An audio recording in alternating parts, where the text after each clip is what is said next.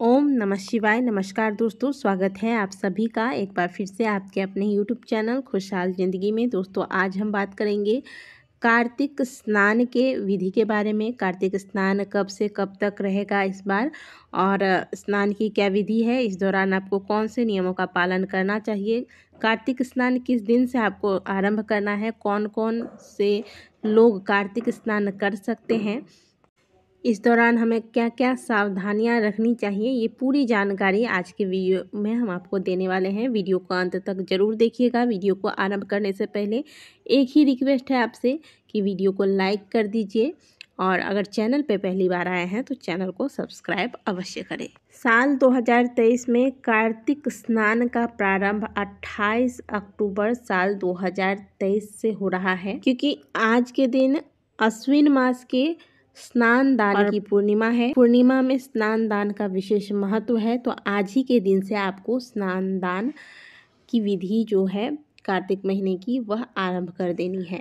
पद्म पुराण में वर्णन आता है कि सामान्य जन यानी कि सामान्य लोग, हम जैसे सामान्य लोग यदि कार्तिक स्नान का नियम पालन करते हुए कार्तिक स्नान करते हैं पूरे महीने भर, तो इस जीवन में तो हम सभी प्रकार के सुखों को भोगते ही हैं, अंत काल में हमें मोक्ष की प्राप्ति होती है। यदि आपने जीवन में सारे व्रत कर लिए हैं, सारे प्रकार के उपाय कर लिए हैं और आपको कोई लाभ नहीं मिल रहा है, तो आप मेरी बात मानकर इस बार नियम पूर्वक कार्तिक स्नान करके देखिए। लेकिन क्योंकि इस बार अधिक मास लगा था, तो जिस समय अधिक मास लगता है उस साल कोई नया व्रत आरंभ नहीं करते, तो कार्तिक का व्रत आप आरंभ नहीं करेंगे, लेकिन अन्य नियमों का पालन आप कर सकते हैं। आप केवल स्नान करने का नियम लीजिए, और जो विधि मैं आपको बता रही हूँ उस विधि को आप पूरे महीने फॉलो कीजिए। अब दूसरी बात, कार्तिक स्नान कौन कौन कर सकता है, तो कोई भी कर सकता है, स्त्री पुरुष वृद्ध बालक। कार्तिक स्नान महापुण्यदायी है, और यह कार्तिक महीना भगवान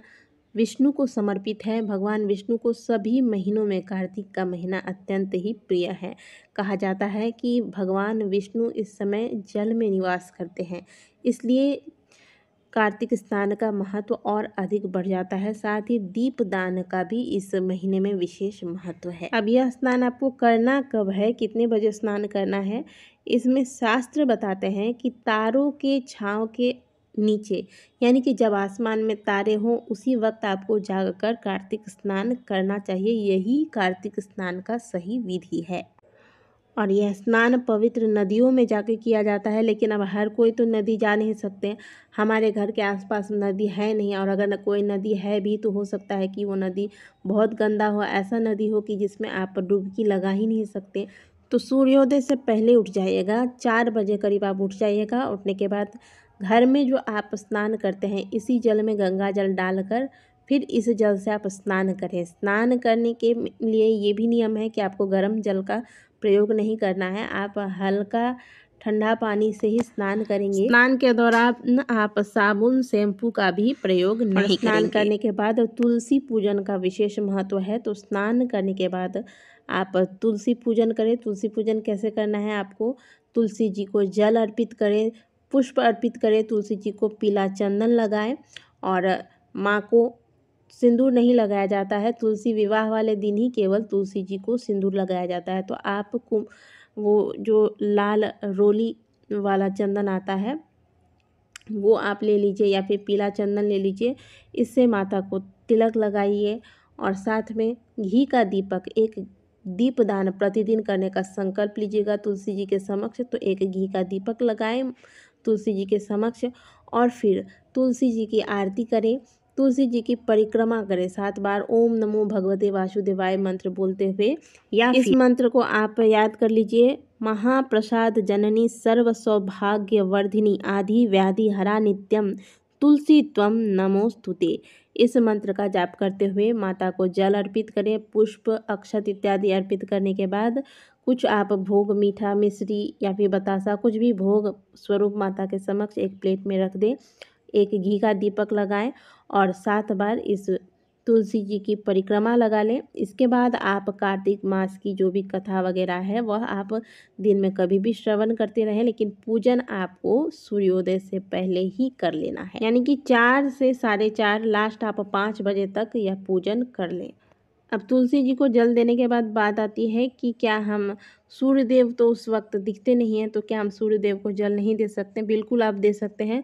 पूर्व दिशा की ओर मुँह करके, जिस प्रकार से आप प्रतिदिन लोटा में लाल पुष्प या फिर रोली वगैरह डालकर जल सूर्य भगवान को अर्पित करते हैं, सूर्य भगवान का ध्यान करते हुए आप यह जल अर्पित करें। तो पहले सूर्य देव को ही जल अर्पित करना है, इसके बाद ही तुलसी पूजन आपको करना है। अब कार्तिक मास में खान पान का क्या नियम है ये जान लेते हैं।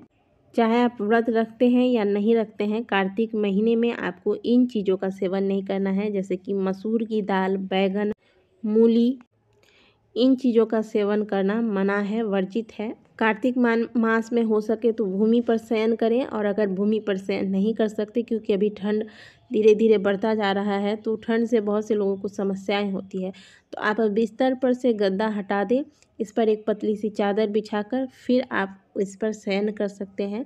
ये भी किया जा सकता है अगर आप भूमि शयन नहीं कर सकते हैं तो।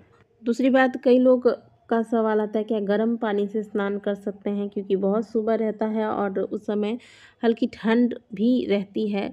कुछ लोगों को सर्दी होने की समस्या है या हो सकती है ठंड पानी से नहा के या फिर कुछ और। तो नियम तो ये है कि कार्तिक स्नान किसी नदी में जाकर डुबकी लगाकर किया जाए और वहाँ पर एक दीपदान किया जाए। लेकिन ये हम अगर नहीं कर पाते हैं तो हम घर पे ही स्नान करते हैं, स्नान के जल में गंगा जल मिलाकर स्नान करते हैं। और कार्तिक महीने में जल में जो है वह भगवान विष्णु का वास होता है, तो ताज़े जल से स्नान करें।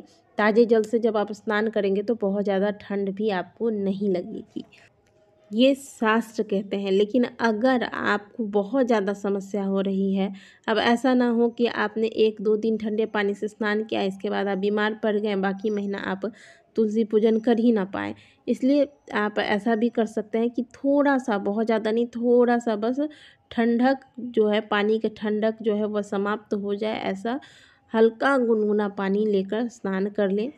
लेकिन गर्म पानी से अगर आप नहाते हैं, हल्का भी गर्म पानी करते हैं, उसमें गंगा जल नहीं मिलाएंगे आप, जो ताज़ा पानी से स्नान करते हैं वो ही केवल गंगा जल मिलाकर स्नान करेंगे। ऐसा कुछ मत कीजिएगा कि आपने एक दिन तो बहुत अच्छे से किया, 2 दिन किया, बाद में बीच में ऐसी स्थिति हो गई आपके शरीर की कि आप कर ही नहीं पाए और बीच में आपका संकल्प छूट गया। तो अपनी शारीरिक क्षमता देखकर इसके अनुसार ही आप कोई संकल्प लें और तुलसी पूजन वगैरह, कार्तिक स्नान वगैरह करें। और तुलसी जी के समक्ष जब भी आप दीपदान करेंगे, एकदम अंधेरा हो तभी दीपदान करेंगे।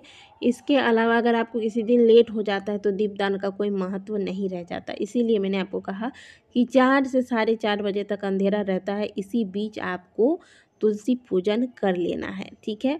शाम के वक्त भी आप दीपदान करते हैं तो जब अंधेरा हो इसके बाद ही तुलसी जी के समक्ष दीपदान करें। कार्तिक महीने में स्नान के बाद अगर दूसरा कोई पुण्य का कार्य है तो वो है दीपदान। जितना हो सके दीपदान करें। घर के आसपास कोई देव वृक्ष है, जैसे केले का वृक्ष है, पीपल का, आंवले का, बेल वृक्ष है, तो वहाँ जाके दीपदान करें। और घर के मंदिर में तो आप दीपक लगाते ही हैं। और तुलसी रोपना कार्तिक मास में बहुत ही शुभ है। तो पहले दिन आप तुलसी, भगवान विष्णु की पूजा अगर आप करते हैं, लड्डू गोपाल जी की पूजा करते हैं, तो एक वृक्ष आप तुलसी का भगवान के नाम से एक अलग से एक पॉट में रोपें। और जब आप भगवान विष्णु की पूजा करें, वह तुलसी भगवान के सामने रखकर फिर आप भगवान की पूजा करें। इससे भगवान अत्यंत प्रसन्न होते हैं। प्रतिदिन 1 माला कम से कम ओम नमो भगवते वासुदेवाय मंत्र का जाप कीजिएगा। और कार्तिक मास के प्रतिदिन की कथा हम अपने चैनल पर प्रतिदिन अपलोड करेंगे। कार्तिक मास के आरंभ होते ही आप इसका श्रवण अवश्य कीजिएगा, इससे महापुण्य की प्राप्ति होती है। तो कार्तिक स्नान से संबंधित ये सारी जानकारियाँ हमने आज के वीडियो में आपको दी है। वीडियो अगर अच्छी लगी है तो वीडियो को लाइक ज़रूर कीजिएगा। कमेंट बॉक्स में जय श्री हरि विष्णु अवश्य लिखिएगा। मिलते हैं आपसे अगली वीडियो में, तब तक के लिए ओम नमः शिवाय, राधे राधे।